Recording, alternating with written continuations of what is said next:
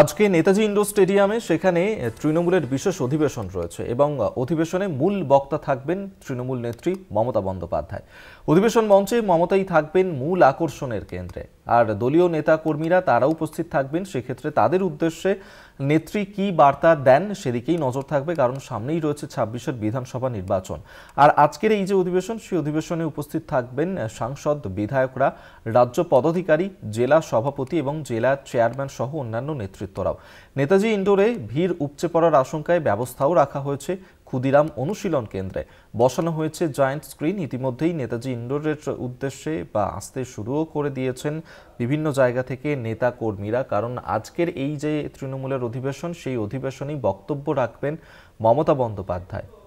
দেবাশিস সেনগুপ্ত আমাদের সঙ্গে টেলিফোনে রয়েছেন প্রতিনিধি, এই নিয়ে আরও কথা বলবো। দেবাশিস, আজকে যে তৃণমূলের অধিবেশন রয়েছে নেতাজি ইন্ডোরে, ইতিমধ্যেই নেতা কর্মীরা তারা কি আসতে শুরু করেছেন?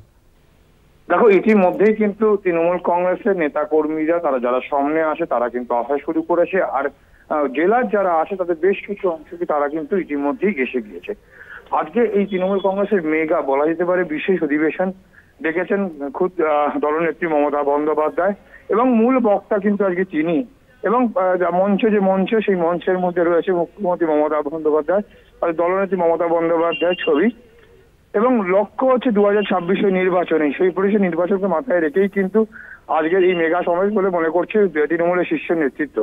পাশাপাশি আজকে যে প্রচুর সংখ্যক তৃণমূলের সর্বস্তরের কর্মী সমর্থকরা উপস্থিত হবে তা কিন্তু একদম স্পষ্ট। কেন, নেতাজি ইন্ডোর স্টেডিয়ামের পাশাপাশি কিন্তু পার্শ্ববর্তী ক্ষুদিরাম অনুশীলন কেন্দ্রকে কিন্তু প্রস্তুত রাখা হয়েছে। সেখানে বসানো হয়েছে জায়ান্ট স্ক্রিন, সেখানে রয়েছে বসার ব্যবস্থাও রয়েছে। অর্থাৎ এই বৈঠক থেকে, এই বিশেষ অধিবেশন থেকে একদিকে যেমন দলনেত্রী মমতা বন্দ্যোপাধ্যায় ২০২৬-কে পাখির চোখ করবে, তিনি দিক নির্দেশ করবেন। পাশাপাশি তৃণমূল নেতৃত্বের ধারণা যে একদিকে কেন্দ্রীয় বঞ্চনা, পাশাপাশি দলনেত্রী যে বিভিন্ন যে প্রকল্প, সেই রাজ্য সরকারের বিভিন্ন প্রকল্পগুলো মানুষের সামনে তুলে ধরা এবং পৌঁছে দেওয়ার দায়িত্ব নিতে হবে তৃণমূল কংগ্রেসের এই নেতৃত্বে যারা আজকে উপস্থিত থাকবেন। তারা পরবর্তীকালে এই বার্তা নিয়ে দলের একদম প্রত্যেকটি ব্লক স্তর পর্যন্ত সেই বার্তা পৌঁছে যাবে।